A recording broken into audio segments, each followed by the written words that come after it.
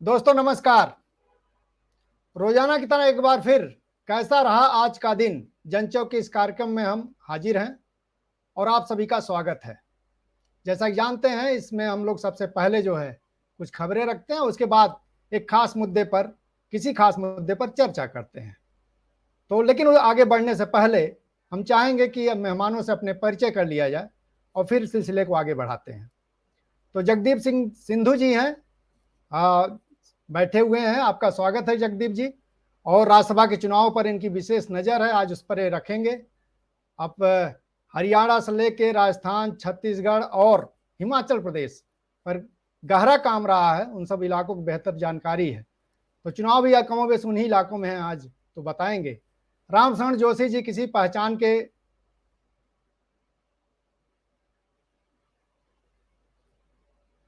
मुयस्सर नहीं है और वरिष्ठ पत्रकार हैं। एक जमाना देखा इन्होंने पत्रकारिता का और सत्ता के गलियारे में किस तरह से राजनीति चलती है बहुत ही करीब से देखा है।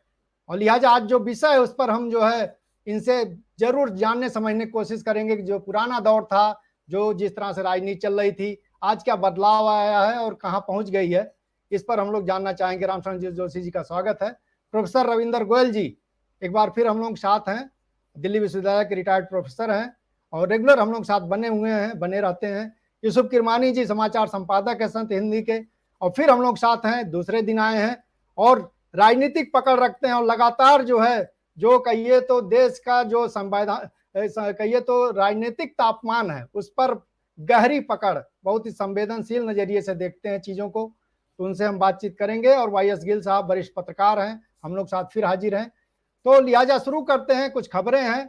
आज पूरे देश में हलचल मची हुई है, बड़ा जो है बवंडर खड़ा हुआ है। जो कहिए तो नवीन और नूपुर का मसला था, आज एक दूसरे चरण में पहुंच गया। शुरू में इस पे अंदरूनी तौर पर कुछ विरोध प्रदर्शन हुए थे, लेकिन उस तरह से खबरें नहीं बनी थी। लेकिन जब मामला अंतर्राष्ट्रीय स्तर पर पहुंचा और खाड़ी के कई देश विरोध किए और उसके बाद पूरे देश और दुनिया में इसके खिलाफ एक माहौल बन गया और उसके जिसका नतीजा रहा कि बीजेपी को अपने जो है नेताओं को सस्पेंड करना पड़ा। अब जबकि चीजें आगे बढ़ गई हैं, तब आज कई जगहों पे प्रदर्शन हुए हैं। जुम्मा का दिन था, मस्जिद में लोग जो है नमाज पढ़ने गए थे, वहां प्रदर्शन हुआ और उसमें कई जगहों पर झड़प हुई है। कुछ कहिए तो हिंसा की खबरें आई हैं, कई जगहों पे कर्फ्यू भी लगा दिया गया है। जामा मस्जिद में झड़प हुई है लेकिन कोई बात नहीं हुई है, लेकिन श्रीनगर में बताया जा रहा है कि झड़प हुई है। रांची में इस तरह खबर आई है, इलाहाबाद से भी खबर आ रही है। इस तरह से कहा जाए तो करीब 12 जगहों से, दर्जन भर इलाकों से इस तरह की झड़प की खबरें आई हैं, प्रदर्शन खबरें आई हैं। और उसमें कहाँ झड़प हुई है, कहाँ हिंसा हुई है और किस लेवल तक गया है, रिपोर्ट अभियान बाकी देखना होगा। लेकिन एक गलत कहिए तो दिशा ले लिया है, जरूर ये बात कही जा सकती है। और इसी के साथ जो है एक दूसरी खबर जो है, आईएमएफ ने जो है अभी भारत ने जो व्हीट एक्सपोर्ट था उस पर बैन लगा दिया था, फिर मात्रात्मक रूप से छूट दी है, उसकी आईएमएफ ने उसका स्वागत किया है।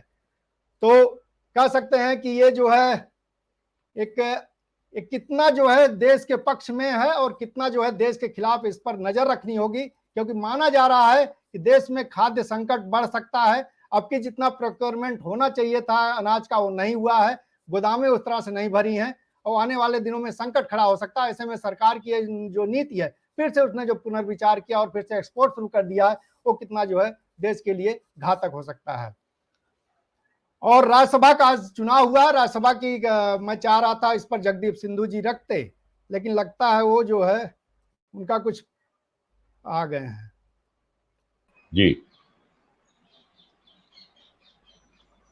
जगदीप सिंधु जी, राज्यसभा का जो चुनाव हुआ है आज 4 बजे तक चला है, उसकी रिपोर्ट आप रखिए, फिर सिलसिले को आगे बढ़ाते हैं। जी जी महेंद्र जी, बताना चाहूंगा कि राज्यसभा की अभी जो चुनाव हुए हैं, ये राज्यसभा की 57 सीटों के लिए चुनाव होने थे, जिनमें से 41 सीटें निर्विरोध चुन ली गई हैं।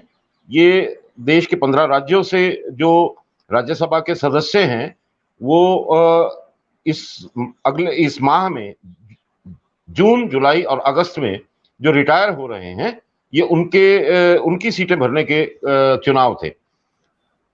अभी जो 16 सीटें जो बची हुई हैं, उनमें से महाराष्ट्र की 6 सीटें हैं, कर्नाटका की 4 सीटें हैं, राजस्थान की 4 और हरियाणा की 2 सीटों के लिए आज चुनाव हुए हैं।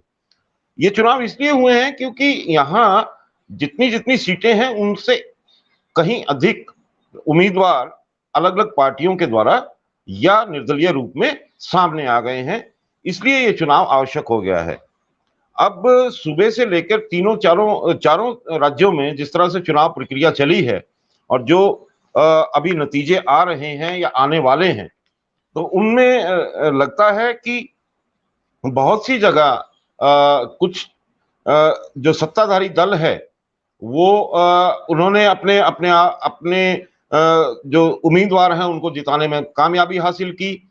कुछ जगह ये लगता है कि कांग्रेस बड़े सशक्त रूप से उभर रही है या उनको अपने तरीके से अपना जो उम्मीदवार हैं उनको जिताने में कामयाब रहे, जिसका राजस्थान एक उदाहरण है। हरियाणा के नतीजे अभी तक आए नहीं हैं और महाराष्ट्र और कर्नाटका के नतीजे भी बहुत जल्दी सामने आ जाएंगे। और इसमें जो विशेष नाम हैं, जो सदस्य हैं जो रिटायर हो रहे थे या जो लड़ रहे हैं, उनमें पीयूष गोयल हैं, उनमें संजय राउत हैं, उनमें प्रफुल्ल पटेल हैं, उनमें इमरान प्रतापगढ़ी हैं, उनमें रणदीप सुरजेवाला हैं, उनमें निर्मला सीतारमन हैं, जयराम रमेश हैं, है ना। और इस तरह से देखा जाए तो ये बहुत से इंपॉर्टेंट चेहरे भारतीय राजनीति के इन राज्यसभा चुनाव में अपने भाग्य को आजमा रहे हैं। बिल्कुल बिल्कुल। देखिए, आज जो राज्यसभा का चुनाव हो रहा है उसमें जिस तरह की रिपोर्ट्स आ रही थी वो उसको लेकर के हम बातचीत करेंगे। मुद्दा है नहीं कौन जीता कौन हारा क्या हुआ, इस पर हम फोकस नहीं करेंगे।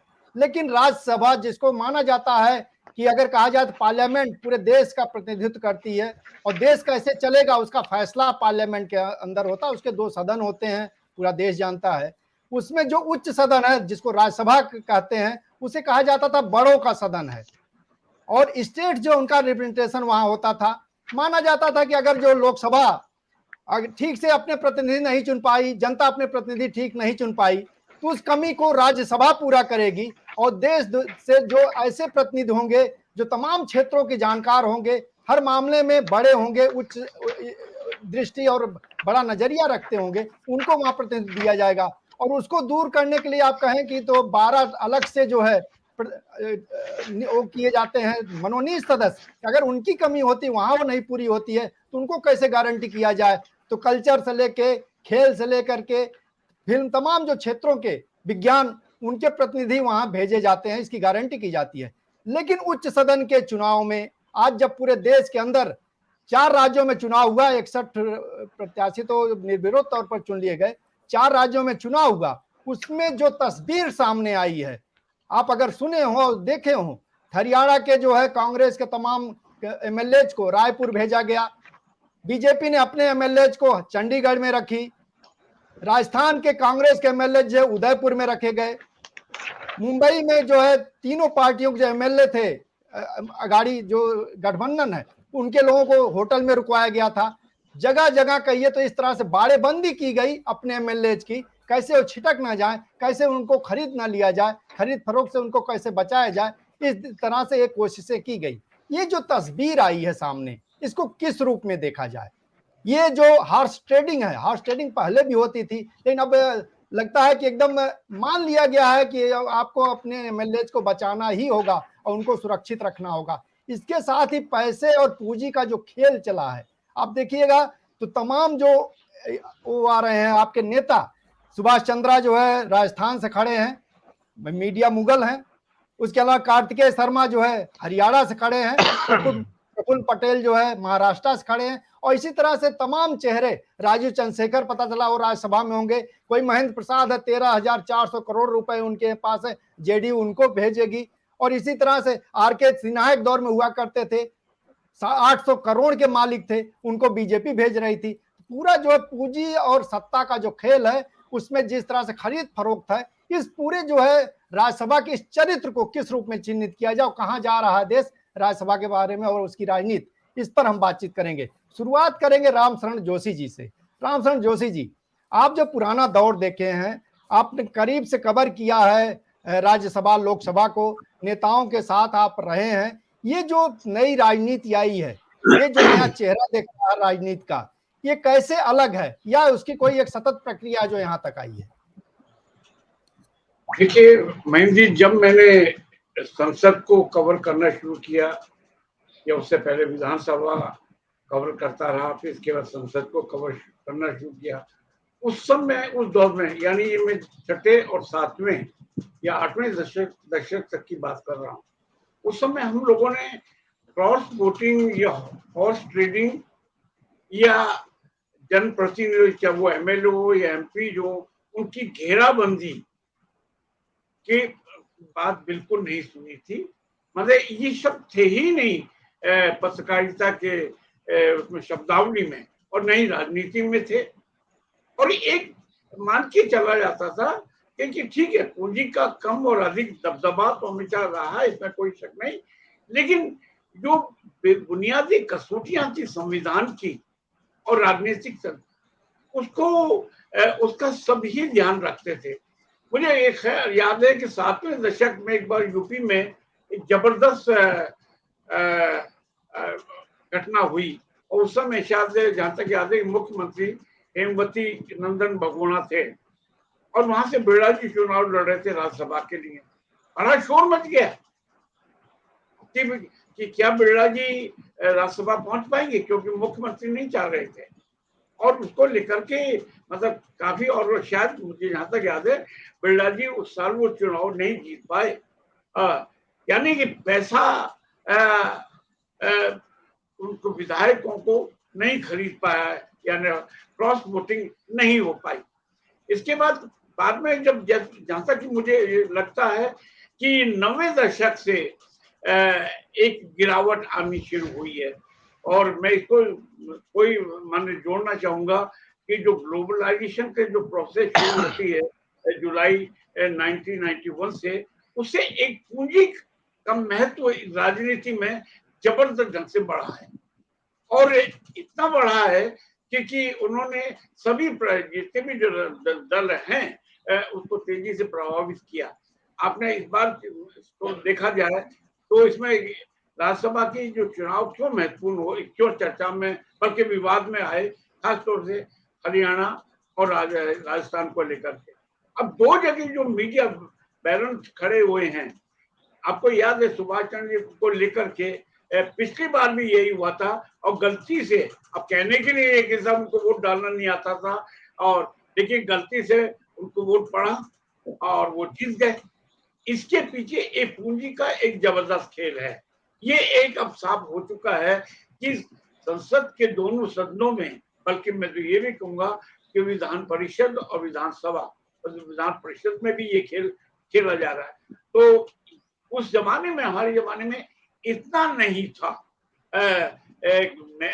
माने न्यूनतम जो कसौटियां थी पॉलिटिकल मॉरलिटी की, उसका सब ध्यान रखते थे, और ये सुनने में नहीं आता था कि सब उसने वोट क्रॉस किया, वोट क्रॉस हुई है या उधर चला। ये और जो नया चलन चला पिछले 10 साल से 15 साल से, कि अपने विधायकों को होटल में ठहराना, 5 स्टार होटल में ठहराना, ये तो आपको देखा होगा कि पिछली बार मध्य प्रदेश में उस समय भी हुआ था, ये अभी जिसमें दिग्विजय सिंह माने उसकी कमलनाथ जी की सरकार गिरी, उस समय भी यही हुआ था कि विधायक कहाँ चले गए थे, माने ये बहुत बुरी स्थिति है, और ये इससे लोकतंत्र जो है वो, उसकी जड़ें दिन ब दिन कमजोर होती चली जा रही हैं, और इसके कहाँ रुकेगी ये कहना मुश्किल है। क्योंकि अगर कॉर्पोरेट, मैं यहाँ एक शब्द जोड़ रहा हूँ कि कॉर्पोरेट पूंजी अगर कॉर्पोरेट स्टेट बनने लगी,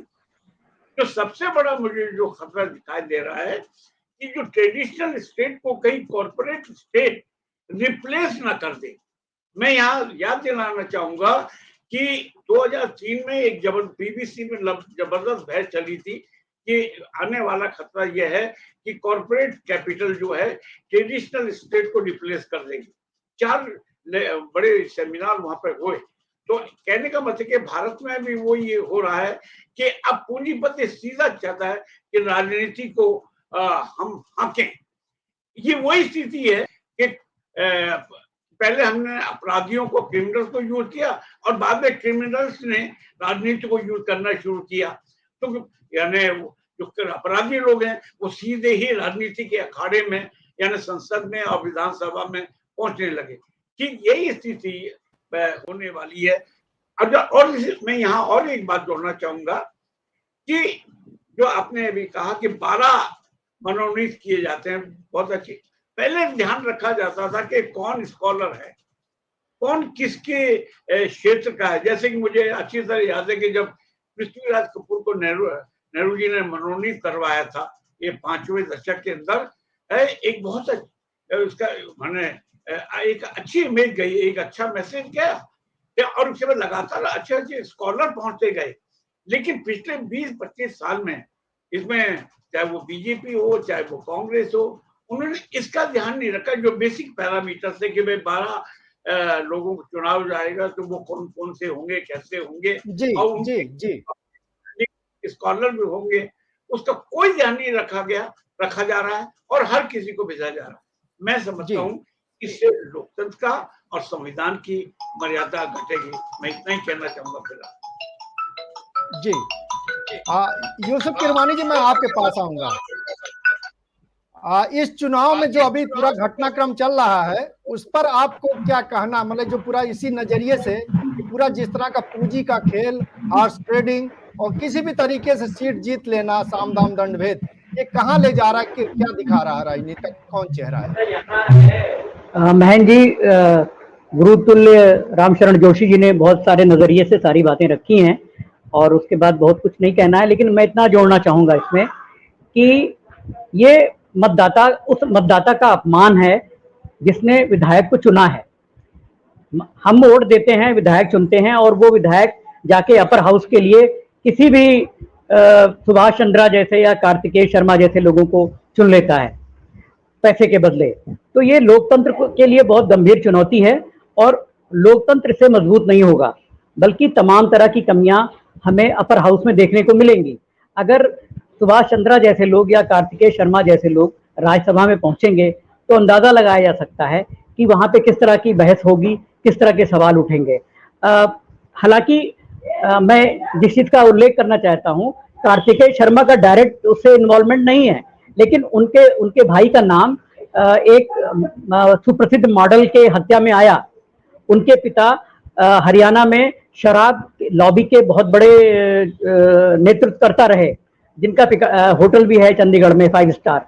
ये बताने का आशय ये नहीं है कि ये लोग मतलब किस तरह से हैं, बताने का आशय ये है कि इस तरह के लोग जब गलत पूंजी के जरिए राज्यसभा में पहुंचेंगे तो वो लोकतंत्र के लिए खतरा होगा।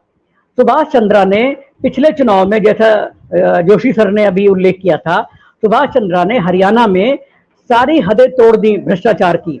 वहां पे विधायकों को एक ऐसा पेन दिया गया जिसकी इंक उसी इंक के सारे सबने वोट दिया और वो सारे वोट इनवैलिड हो गए और सुभाष चंद्रा जीत गया।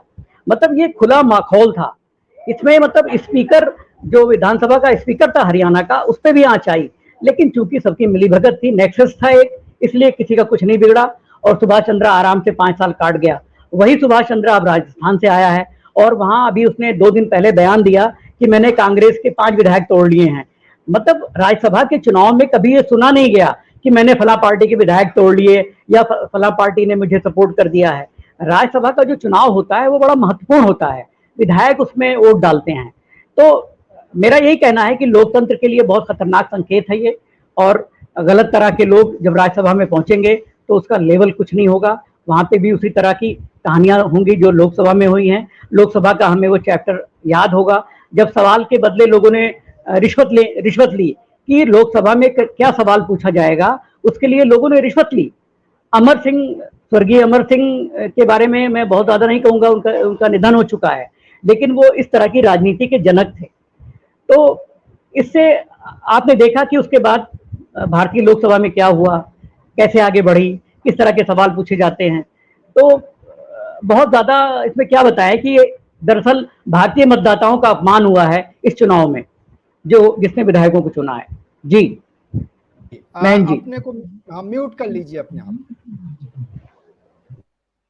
रविंदर जी, मैं आपके पास आऊंगा। ये जो रामशरण जोशी जी ने कहा कि जिस तरह से पहले अपराधियों को इस्तेमाल किया जाता था, फिर अपराधी जो है पूरा हस्तक्षेप करने लगे, वही जो राजनीति में आ गए, वही चुने जाने लगे।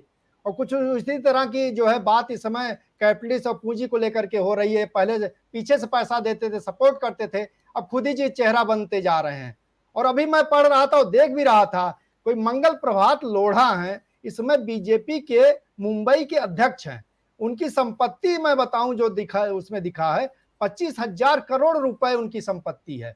अगर पार्टियां अब सीधे जो पूंजीपतियों को इस तरह से पदाधिकारी बनाना शुरू कर देंगी, वही नेता बन जाएंगे, तो पूरा जो कहा जा रहा है, जो खेल जिस दिशा में जा रहा है, वो तो पूरा कैप्चर कर लेंगे ऊपर से पार्टी। अब तो किसी बाहर से इंडिपेंडेंट खड़ा करने की जरूरत नहीं पड़ेगी, पार्टी के चेहरे के तौर पे आएंगे। और राजीव चंद्रशेखर, आर.के. सिन्हा से लेके तमाम लोग ऐसे हैं जो गिनाए जा सकते हैं।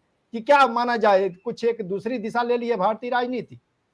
रविंदर जी। मैं महेंद्र जी दो बातें कहूंगा। ऐसा नहीं है कि पूंजीपति वर्ग का राजनीति में वर्चस्व पहले भी नहीं था, लेकिन इतने खुले रूप में नंगा वर्चस्व नहीं था। ये जैसा जोशी जी ने कहा, 1991 के बाद ये एक मौलिक परिवर्तन हुआ है। और अगर इसको हम कहें तो ये होगा कि इस मौलिक परिवर्तन के कारण ये नव उदारवादी आर्थिकी जो है, ये जो आज की जो इकोनॉमिक्स है, इसके ऊपर किसी भी ऑपोजिशन पार्टी में कोई मतभेद नहीं है। और जब मतभेद नहीं है तो विधायक भी सभी बिकने को तैयार रहते हैं। इसके अंदर राजनीति से कम और कौन ज्यादा दाम दे सकेगा, ये एक राजनीति का हिस्सा। पहली चीज तो ये नोट करने की है कि विधायक अब जो बिकाऊ हो गए हैं, पहले एक आधा होता था, मुझे याद है 67-68 के समय या 72-73 में आया राम गया राम की एक टर्म आई थी, तो वो आया राम गया राम का धंधा अपवाद लगता था उस समय। लेकिन आजकल तो ये आया राम और गया राम में कोई फर्क ही नहीं है, और कौन आया राम हो जाएगा और कौन गया राम हो जाएगा इसका कुछ नहीं पता है। न केवल कैंडिडेट ही पैसे लेके बनाए जाते हैं, बल्कि वोट भी पैसे दे करके खरीदे जाते हैं। और इसीलिए ये राजनीति का नया हुआ है कि जिसको कि आप कहिए घेराबंदी कहिए, बाड़ाकरण कहिए, कि जब भी चुनाव होता है हर एक को डर लगा रहता है। इसके अंदर कोई ऐसा नहीं है कि कांग्रेसियों को डर है या जनसंघियों को डर है। दूसरी चीज मैं जो कहना चाहूंगा वो ये है कि सभी पार्टियों में इसकी रहती है कि राज्यसभा के अंदर कितना ले लिया जाए। रूलिंग पार्टी का इस मामले में ज्यादा जोर है, क्योंकि वो अपनी मेजॉरिटी करना चाहता है, और मेजॉरिटी के अभाव में भाजपा को कई बार जो है अपने कानून जो वो लागू करना चाहती थी उनको वापस भी लेना पड़ा है। जमीन एक बहुत बड़ा कानून जो भाजपा चाहती थी वो है कि लैंड एक्विजिशन कानून जो कांग्रेस ने जिसको टाइटन किया था उसको हल्का किया जाए, जमीन को कब्जा करने का। और इसके लिए वो राज्यसभा में अपना वर्चस्व चाहती है, इसलिए सबसे ज्यादा पैसा देने को तैयार है, और पूंजीपति भी इसके लिए तैयार है। एक आखिरी बात मैं कहना चाहूंगा कि ये खेल अब एक नए मुकाम पर पहुंच गया है, जिसके अंदर के महाराष्ट्र के लोअर कोर्ट ने और हायर कोर्ट ने मेरी समझ से नवाब मलिक को वोट डालने की भी इजाजत नहीं दी। वोट डालने की इजाजत, उनके ऊपर केस चलते रहते हैं, क्रिमिनल्स पार्टीज में है, लेकिन उनको वोट डालने की इजाजत तो मिलनी चाहिए, उनका अधिकार है। तो ये तीन चीजें जो है हमको ध्यान रखनी चाहिए कि एक तो पूंजी का खेल नंगा है, दूसरे इसके अंदर कोई राजनीतिक पार्टियों में कोई मतभेद नहीं है, और तीसरे अब तो रूलिंग पार्टी का वर्चस्व बनाने के लिए ये कचहरी भी आ गई है। और आखिरी बात जो है, ये पूंजीवादी षड्यंत्र का जो जो जो इसको कहेंगे कि जो अभिव्यक्ति है, ये अभी और कितने विकट रूप लेगा कहना मुश्किल है। महेंद्र जी। जी बहुत बहुत शुक्रिया। मैं आगे बढ़ूं उससे पहले यूसुफ जी कुछ कहना चाह रहे हैं तो तुरंत कह दीजिए। जी, मैं ये कहना चाहता था कि महाराष्ट्र में जिन दो विधायकों को, नवाब मलिक और दूसरे को, रोका गया वोट डालने से, उसमें बड़ी बहुत भारी विडंबना है। आमतौर से जो रूलिंग है कि अगर विधायक सजा याफ्ता यानी सजा सुनाई जा चुकी है तो उसको आप मतदान करने से रोक सकते हैं, लेकिन ये लोग तो अभी आरोपी हैं। इनको पीएमएलए कोर्ट जो है उसने रोका, फिर हाई कोर्ट जो मुंबई हाई कोर्ट है उसने भी रोक दिया। ये भी लोकतंत्र के लिए बहुत खतरनाक संकेत है कि अदालतों ने सीधा हस्तक्षेप किया है कार्यपालिका में। तो ये गलत है। मैं इससे सहमत नहीं हूं अदालतों के फैसले से कि आप दो विधायकों को जो अभी मात्र आरोपी हैं उनको आपने मत डालने से रोक दिया है। जी बस। जी, ये बहुत महत्वपूर्ण पहलू है। अगर इस तरह से सरकारें करेंगी, मतलब वोट डालने का अधिकार छीन लिया जाएगा तो होगा फिर जिसको आप वोट नहीं डलवाना चाहते हैं या अपने पक्ष में गणित करना चाहते हैं, तो एक बड़ी संख्या को आप किसी न किसी बहाने जेल में बंद कर दीजिए और उसको फिर आप वोट डालने से वंचित कर सकते हैं। इस मामले में बॉम्बे हाईकोर्ट का जो फैसला है, मतलब कहीं भी समझ से जो है परे है। इस पर एक बड़ी बहस हमको लगता है इस देश के अंदर चलनी चाहिए, क्योंकि आप किसी की डेमोक्रेटिक राइट को नहीं छीन सकते। अगर कोई जेल में बंद होता तो आप उसको जो है नामांकन की छूट देते हैं, चुनाव लड़ने की छूट देते हैं। ये तो विधायक है, इनको वोट देने कैसे आप नहीं छूट दे सकते? वाईएस गिल साहब, इस पूरे चुनाव के संदर्भ में आपकी क्या प्रतिक्रिया है? आया राम गया राम जो बोला गया था हरियाणा में, तो पूरे हिंदुस्तान में फैल गया। उसके बाद अपराधीकरण हुआ, उसके बाद पैसे का खेल चलने लगा। इसमें स्पेशलाइज कर गई बीजेपी इसमें स्पेशलिस्ट हो गई है, इसके विशेषज्ञ है। बीजेपी इस चीज़ को एक नए लेवल पर ले गई है कि बीजेपी का मुकाबला कोई नहीं कर सकता, क्योंकि उसके पास सबसे ज़्यादा पैसा, सबसे ज़्यादा ताकत, उसका ताकत का इस्तेमाल, पैसे का इस्तेमाल, एजेंसीज का इस्तेमाल, हर तरह से किसी तरह से भी वो जीतना चाहती है। अच्छा, एक बात ध्यान रहे कि 85 में एंटी डिफेक्शन लॉ लाया गया था, इसलिए कि इसको रोका जाएगा। राम वाला मामला बहुत बढ़ चुका था, उससे बहुत बहस हो रही थी, उसको लेके लाया गया था। और क्या है कि एंटी डिफेक्शन लॉ राज्यसभा पर लागू नहीं होता, राज्यसभा पर भी उसको लागू होना चाहिए। टेक्निकली क्या है कि पाकिस्तान में उनके जो राज्यसभा, उनका जो सेनेट है, उसमें लागू होता है, हमारे यहाँ नहीं लागू होता। लास्ट में मैं बहुत सी बातें बोल चुके हैं हमारे साथी, अब तो ज़्यादा बोलने कुछ नहीं, पर एक बात कहूँगा। पाकिस्तान में एक चीज़ बड़ी इंटरेस्टिंग है, वहाँ पर अभी पूरा का पूरा जो मेंबर उनके असेंबली के थे उन्हें खरीद दिया गया और इमरान की सरकार को गिरा दिया गया। तो उसमें क्या है कि वहाँ एक शब्द वहाँ कहते हैं कि जिस्म फरोशी होती है, जिस्म को बेचना। अगर ईमान को बेचा जाए, ईमान फरोशी हो रही है, ईमान को बेचा जा रहा है। ये ईमान फरोशी और जिस्म फरोशी का सवाल है, अपना ईमान बेच रहे हैं लोग। अब उसके बारे में आप इस लेवल पर अगर पॉलिटिक्स चला जाए, इस गर्त में चला जाए, तो हम क्या कह सकते हैं आगे?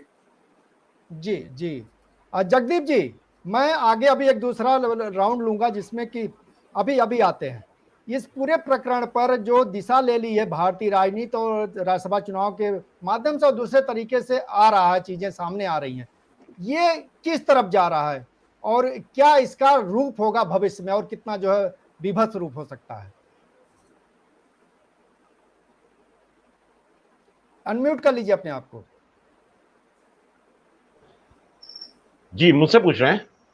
हाँ जी जी, देखिए, जहां तक राजनीति की शुचिता का सवाल है, राजनीतिक में मौलिकता का सवाल है या सिद्धांतिकता का सवाल है, ये जो राजनीति के तत्व थे, ये धीरे धीरे क्षीण होते जा रहे हैं।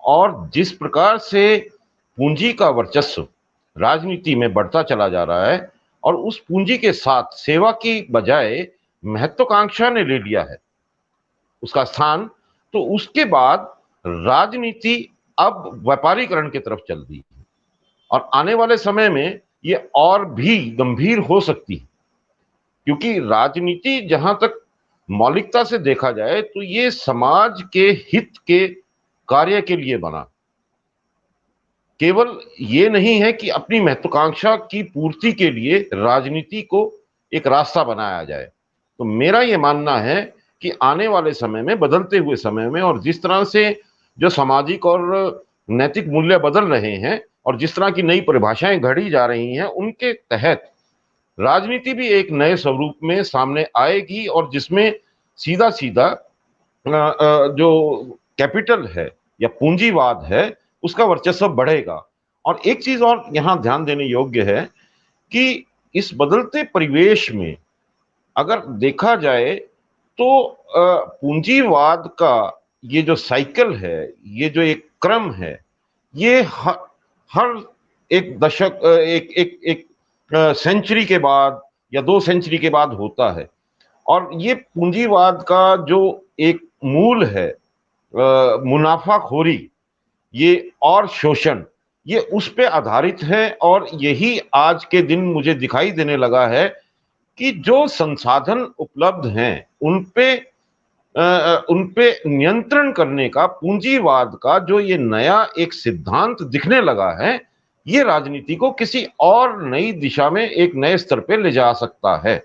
मेरा ऐसा मानना। जी जी जी जी, एक रिपोर्ट 2020 में आई थी जिसमें कहा गया कि उसमें 100 जो है देश के जो सबसे धनी लोग थे उसमें 13 पॉलिटिशियंस थे, 13 नाम था। अब समझ सकते हैं 100 सबसे धनी में अगर 13 राजनेता है तो 13 सीधे जो है कहिए तो उस राजनीति के पूरे हिस्से को प्रभावित कर रहे हैं और ये समय के साथ और बढ़ेगा मामला। अगर मैं क्योंकि पूरी एक बहस आ रही है, एक चिंता व्यक्त की जा रही है और एक समस्या के तौर पर चिन्हित की जा रही है।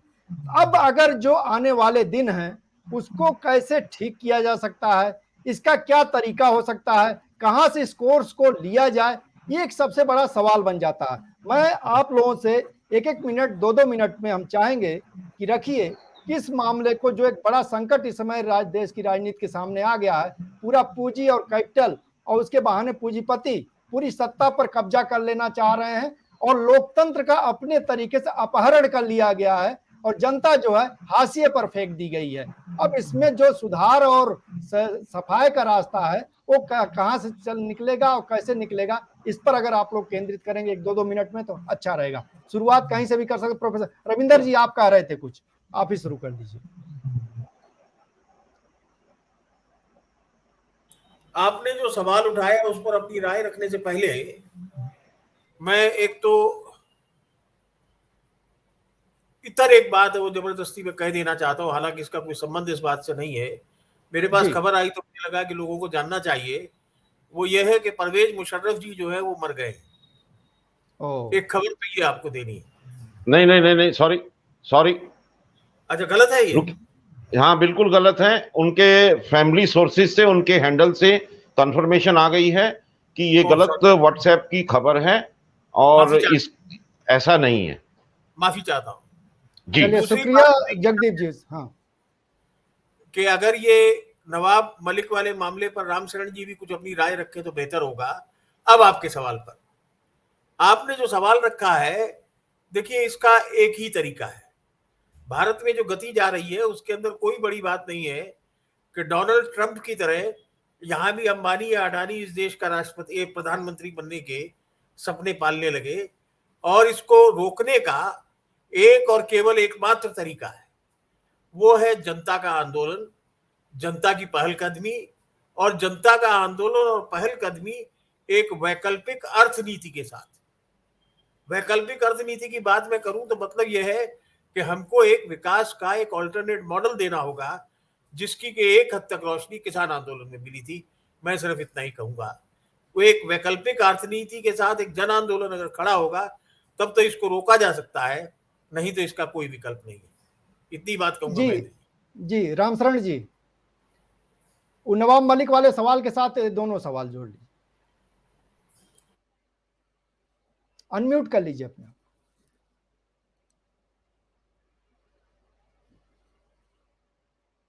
अनम्यूट कर लीजिए रामशरण जी। आप वहां से कर दीजिए।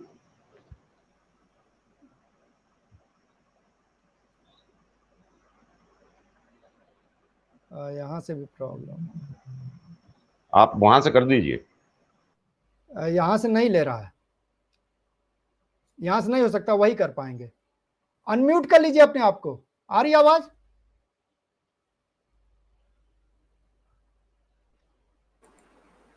नीचे नीचे है, नीचे। हाँ, आया, आवाज आ रही है? जी आ रही है। हाँ, देखिए दो बातें हैं। एक तो नवाब मलिक के बारे में तो अभी किरमानी जी ने बड़ी सही बात कही है और मैं समझता हूँ कि अभी दोनों को, एक तो मिस्टर देश पांडे और किरमानी, ये नवाब मलिक, दोनों को अभी फाइनली उनको दोषी करार नहीं दिया है किसी भी कोर्ट ने। और जब तक कोई व्यक्ति दोषी करार नहीं दिया जाए तो आप उसको वंचित नहीं रख सकते वोट के अधिकार से। पहली बात, इसका मतलब ये कि कहीं किसी स्तर पर कोर्ट ने, मुझे कहने में थोड़ा सा संकोच हो रहा है, लेकिन कहीं एग्जीक्यूटिव का कहीं दखल तो नहीं है। ये आशंकाएं हैं कि कोर्ट ने एकदम से कैसे कर दिया कि नहीं साहब, ये दोनों जो विधायक हैं या दोनों मंत्री हैं ये वोट नहीं डाल सकते। मैं समझता हूँ ये एक गलत परंपरा है, गलत प्रेसिडेंट है, इसे रोका जाना चाहिए और सुप्रीम कोर्ट को इसमें हस्तक्षेप करना होगा देर समय, पहली बात। दूसरी बात ये मैं यहाँ ये और कह देना चाहूंगा कि अगर संविधान को अगर आप ध्यान से पढ़ें तो 2 सदनों की जो व्यवस्था है, तो अपर हाउस की जो सबसे बड़ी जो भूमिका रहती है वो ये कि लोकसभा में, निचले सदन में जो चीजें झटपट से पास कर दी जाती हैं बिना उसके, उसको अपर हाउस में गंभीरता से सोचा जाए, उसके तमाम जो पक्ष हैं आयाम में कि भाई इसके क्या इम्प्लीकेशन हो सकते हैं, तो ऐसे इसके लिए जाहिर है कि हमें एक अच्छे बौद्धिक लोगों को राज्यसभा में जाना चाहिए जो सभी चीजों को समझे जाने। और तीसरी बात जो आपको बता दें, तो बार बार जो लगातार ये चुनाव हो रहा है, ये सामने आ रहा है कि लोकसभा हो या राज्यसभा हो या विधानसभा, यहाँ अरबपतियों की आबादी हर 5वें वर्ष बढ़ जाती है। ये अभी लेटेस्ट जो मैं बता रहा हूँ, जब ये अपने एसेट देते हैं उससे जाहिर होता है कि उनके 5 साल में जो प्रॉपर्टी 100, 150, 200% बढ़ती है। यही सवाल होता है। सर आपसे हम लोग जानना चाहते हैं क्या रास्ता हो सकता है इससे जो है निकलने का, जो दिशा मिल रही है राजनीति। देखिए ये रास्ता जैसा कि अभी रमीन जी ने कहा, रास्ता वैसे इतना आसान नहीं है। हम कई मोर्चों पर एक साथ संघर्ष की, लड़ाई की जरूरत है, और उसमें जब तक जनता आपके साथ नहीं आएगी, जनता को यानी वैकल्पिक राजनीति, कौन सी वैकल्पिक, पहले तो ये बताना पड़ेगा। अब जाहिर है कि भाई देखिए 1 साल तक किसानों का आंदोलन चला, फिर भी आपने देखिए कि वेस्टर्न यूपी में क्या नतीजा निकला। यानी इसका मतलब ये है कि जनता को हमको कई चीजों से मुक्त करना पड़ेगा, और पूरी जो सोशल एनवायरनमेंट है उसको जब तक हम रैशनलाइज नहीं करते, क्यों कि साउथ एशिया की सबसे बड़ी समस्या है वो ये कि यहाँ का औसत व्यक्ति, साउथ एशिया जिसमें भारत शामिल है, वो ये कि हम इमोशनल सेंटिमेंटल होते हैं, वो रैशनलिटी नहीं होती। यानी जनता और राज्य के बीच जो संबंध होने चाहिए रैशनलिटी को लेकर के, वो अभी तक डेवलप नहीं हो पाए। और इसी में मैं जोड़ना चाहूंगा कि कोई भी पार्टी हो, लेकिन सिटीजनशिप, एक नागरिक चेतना पैदा करना लोगों में, वो किसी भी पार्टी ने अभी गंभीरता से इस कार्यक्रम को हाथ में नहीं लिया। और इसी ने आज आप देख रहे हैं कि ये मंदिर मस्जिद का मामला देख रहे हैं। अरे आप देखिए एक व्यक्ति कहता है कि गोली मारो गद्दारों को, और वो व्यक्ति मिनिस्टर बन जाता है। अगर वो उसी समय ये कार्रवाई कर ली जाती तो मैं समझता हूँ ना नुपुर शर्मा की हिम्मत बढ़ती, ना और किसी की बढ़ती।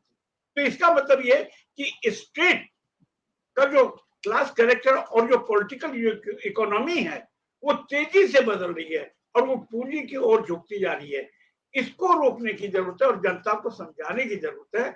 इसलिए हमको हर कई मोर्चों पर जहाँ जन जागरण चलाएं, जहाँ जन चेतना करें, और वहीं यह जनता को जा करके, जिसको बोलते हैं इसमें सेंसिटाइज करना, वो करने की बहुत जरूरत है। और उसमें चाहे आप लेखन के माध्यम से हो, चाहे एक्शन के माध्यम से हो, प्रोग्राम के माध्यम से हो, ये करना तो पड़ेगा। और राजनीतिक सही ढंग के जो हमारे जनप्रतिनिधि हैं उसको चुनने की जरूरत है। जी यूसुफ जी अपने को अनम्यूट कर लीजिए। और आप क्या कोई उम्मीद की किरण देखते हैं, जो पूरा सिस्टम चल रहा है उसमें कहीं से कोई एक है उम्मीद की किरण? ये सब कुछ निराशा। महन जी आपने सवाल ऐसे वक्त में किया है जब सत्तारूढ़ पार्टी जो है वो एक राइट विंग की सरकार है। हमने देखा है कि सीपीएम और सीपीआई ने राज्यसभा में इतने काबिल लोगों को चुन के भेजा था, और बहस का जो सत्र होता था सीपीएम सीपीआई के लोगों का, वो सुनने से ताल्लुक रखता था। तमाम श्रम कानूनों में बदलाव जो हुआ वो सीपीएम और सीपीआई के तमाम मेंबर थे जो बोलते थे, उनके कहने पे तमाम बदलाव हुए। लेकिन अब वो अभी तमाम बदलाव हाल में इस सरकार ने किए तो वहाँ कोई बोलने वाला नहीं था, क्योंकि लोग पढ़ के नहीं आते थे, किसी के पास कोई जानकारी नहीं होती थी। तो ये बहुत गंभीर दौर से हम लोग गुजर रहे हैं, और ये चुनाव सुधार प्रक्रिया का हिस्सा है कि राज्यसभा में किस तरह के लोग जाएं, किस तरह के लोग वहाँ पे बैठे। लेकिन चुनाव सुधार कौन करेगा? वो सरकार करेगी। सरकार किसकी है वो सब जानते हैं।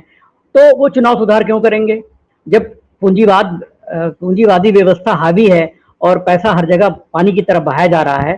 तो ऐसे में कोई उम्मीद नहीं है कि सत्तारूढ़ पार्टी या विपक्ष ही इसमें कोई सुधार कर पाएगा। दरअसल ये बात जोशी सर ने और दूसरे दीगर लोगों ने भी कही है कि एक जन आंदोलन की जरूरत है भारत को, लेकिन जन आंदोलन का खतरा अन्ना जैसा भी ना हो कि अन्ना हजारे जैसे लोग आए आंदोलन चलाएं और वो उसके नतीजे कुछ और निकले।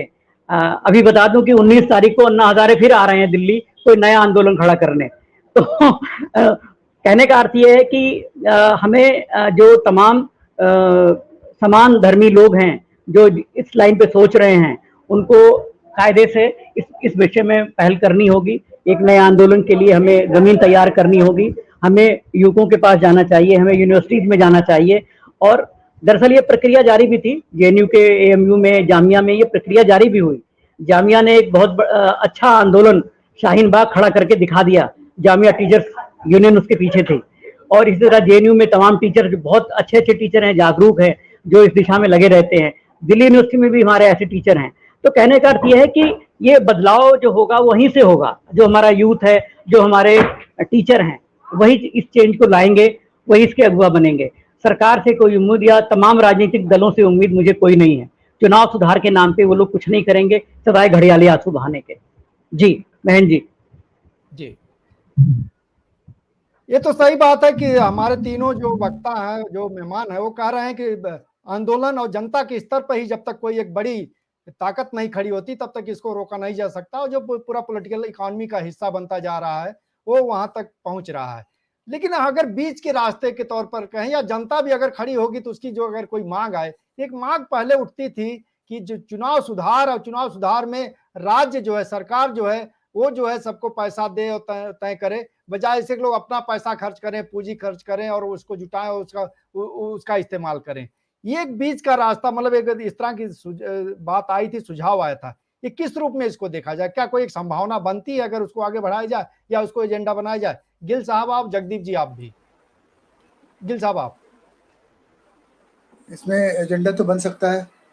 जहाँ तक सुधारों का सवाल है, सुधारों में क्या है कि एक तो क्या है कि जो फर्स्ट पास पोस्ट सिस्टम है हमारा, जिसको ज़्यादा वोट मिल गया वो जीत जाता है, उसको सुधार करने की जरूरत है। इस पर डिमांड हुई थी कि प्रोपोर्शनल रिप्रेजेंटेशन हो, जिसका जितने वोट मिले जिस पार्टी को उसके उतनी सीटें हों। उससे क्या होगा कि एक बेहतर थोड़ा तरीका होगा। जैसे आज क्या है कि बीजेपी को सीटें ज़्यादा है, वोट कम है, वोट इतने नहीं है जितनी सीटें हैं। तो प्रोपोर्शनल रिप्रेजेंटेशन का सिस्टम। जहाँ तक राज्यसभा का सवाल, राज्यसभा नुमाइंदगी करता है स्टेट्स की, फेडरलिज्म की। स्टेट से नुमाइंदे आते हैं, वो बेसिक रिप्रेजेंटेशन स्टेट का है।